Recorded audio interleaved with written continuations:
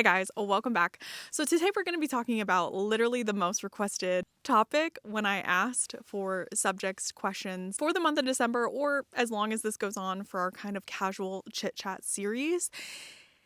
And that is why I am no longer going to be a South Dakota resident. So get your drinks, get your snacks ready, and let's talk about South Dakota residency.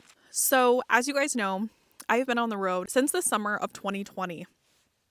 So I am coming up on my 5th summer on the road, which is a lot of time, actually, half a decade. And that entire time, I have been a South Dakota resident. When I left to get on the road, I lived in Indiana. I also owned a business in Indiana. You cannot claim residency in a place you don't live anymore. I didn't have any family in Indiana. I just lived in an apartment. There wasn't going to be anywhere for me to claim residency or anything like that. So if you guys have watched previous videos or videos from other creators who are on the road, South Dakota has places like Dakota Post that are basically a business that allows you to use their address legally as your residence. You can use it to go get your driver's license. You can use it to register your vehicles. You can use it as your business address. All of those things I have done for the past 4.5 years. I feel like people are expecting this to be a very political video in a very certain way, but I think what they're not expecting is that this is very political in the way that being a resident of a state means you have certain rights in that state. South Dakota is actually actively fighting and changing a lot of the rules and everything like that based on what those addresses, those Nomad addresses, the ones that the state recognizes, the ones that are on your address, that are on your insurance, that are on your car registration, on your business, they have been actively voting over the last couple years to essentially make that not a valid address in the state, although they are very happy to collect any of the money involved. You aren't paying income tax in South Dakota, but you are paying your car registration fees. You are paying sales tax in the state. You are visiting the state to keep your residence legal. You are paying the businesses to upkeep that address. And slowly each year, more and more things that are funded by all of these dollars are being taken away from people who are using PMB addresses, which is a legal thing. Like the DMV knows I do it. Everybody at the county treasurer knows that I do it. I can vote in the state, and they are currently voting on the fact that we should not be able to vote in South Dakota. We can no longer file for bankruptcy without a residential address. You can no longer get a library card without a residential address, not a PMB address, your legal address, mind you. You cannot use your PMB address as your address to pay the in-state resident rate at all of the South Dakota parks and entry fees. So other politics aside, the people of South Dakota are making it very difficult to have nomads be a part of their community and a part of the people who can benefit from a lot of the programs that we in part fund by having all of our fees and county fees and my business registration go straight to the state. So while I don't pay income taxes there, I do pay a lot of other fees to live there technically. We are losing a lot of the rights and benefits as nomads in the state. Now, on one hand, I understand this, but on the other hand, I don't think it's right to allow someone to be a full-time resident of a state and essentially have a bunch of caveats where they don't have any rights as a resident in that state.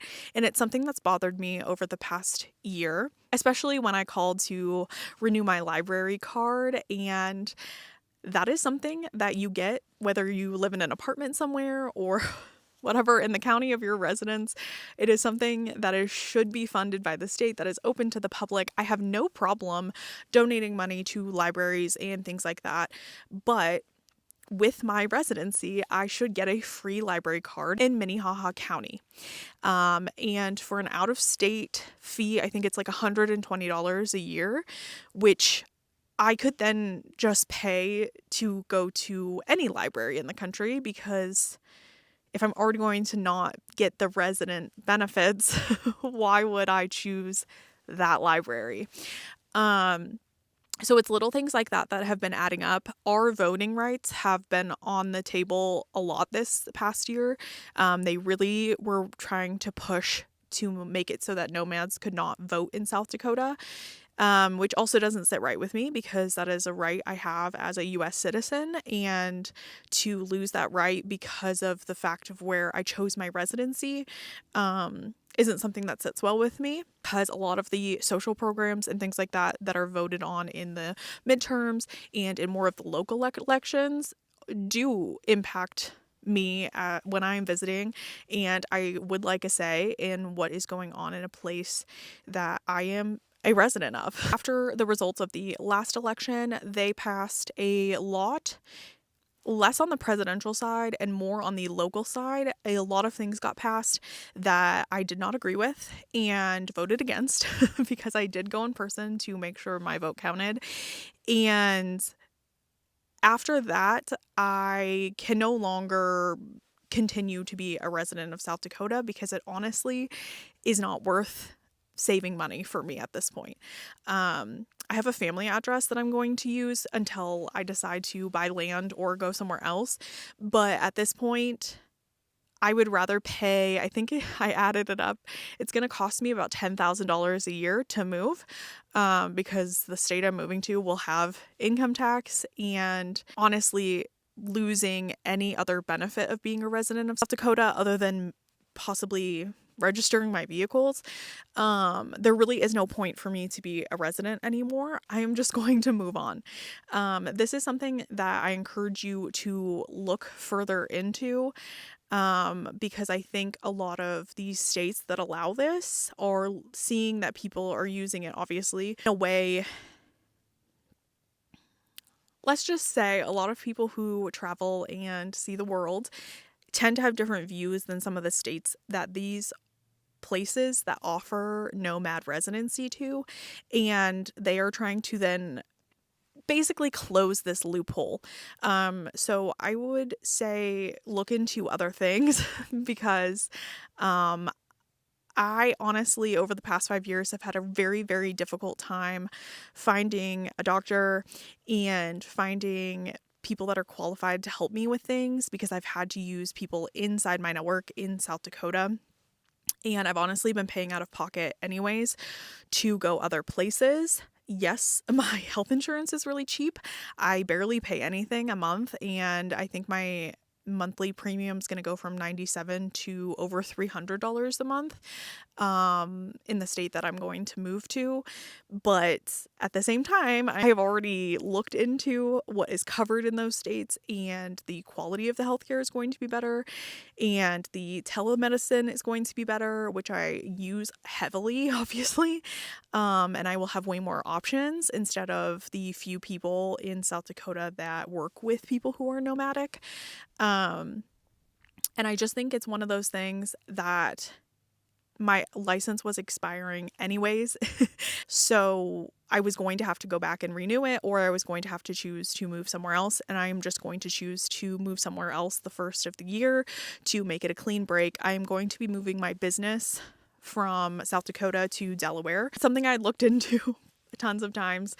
At this point, I want to put my money where my mouth is, and spending any money in South Dakota now at this point, I don't feel comfortable doing, and I'm not going to continue doing if I can't even have a library card, if I can't even vote, if I can't even go to a state park as a resident.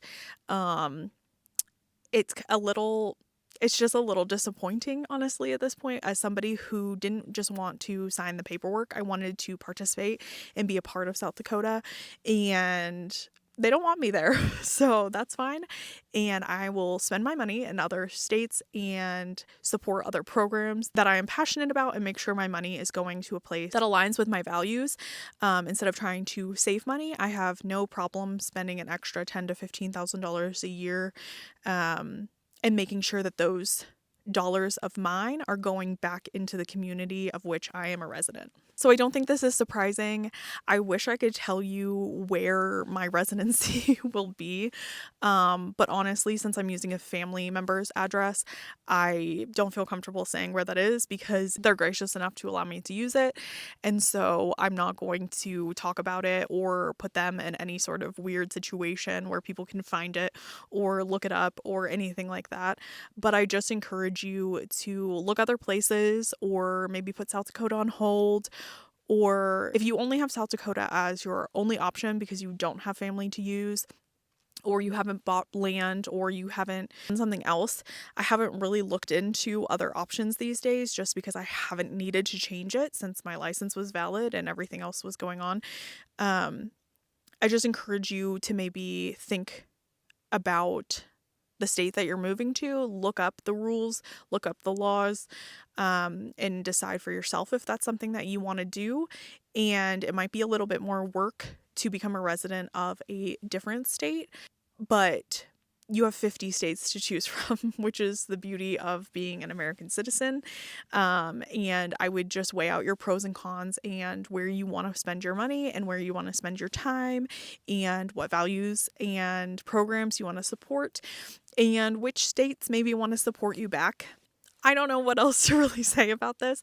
I think a lot of people wanted a really divisive answer and something really hot button, but it's a personal choice for me, and it's something I've been considering over the last year. Of course, with things popping up more and more over election cycles, I voted in the midterms 2 years ago and started to see things go a little bit downhill, especially since I had to re-register to vote because they threw out all of the voter registrations of people who had PMB addresses and things like that, and it just didn't sit right with me. So I've been thinking about this for a long time. In the future, when I buy a house or buy land or something like that, of course, that state that I choose will go into play, and that will just be my actual residence, and that's totally fine. But like I said, for safety and everything, I probably won't just like announce it one day. But I won't be a South Dakota resident as of the first of the year. I am going to change that over when I'm in the Southwest for the winter and just kind of leave it at that. So I hope this answers some of your questions. I hope it gives you something to think about. This was just kind of a casual video. I don't have like a list that I'm reading off of. This is just kind of my thoughts and casual chit chat. And I hope this answers your questions, and I will see you guys on the next one. Bye.